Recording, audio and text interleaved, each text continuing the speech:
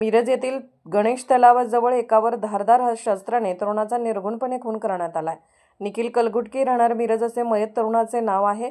टोळी युद्धातून हा खुनी हल्ला झाल्याचा संशय व्यक्त केला जातोय। याबाबत अधिक माहिती अशी की राजकीय वादातून आणि जुन्या वादातून त्याच्यावर हल्ला झाल्याचा संशय व्यक्त केला जात आहे।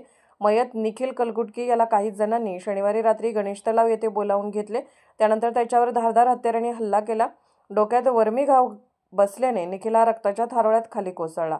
यानंतर हल्लेखोरांनी घटनास्थळावरून पलायन केले। याबाबत माहिती मिळताच निखिल कलगुटकी याच्या मित्रांनी नातेवाईकांनी घटनास्थळी धाव घेतली।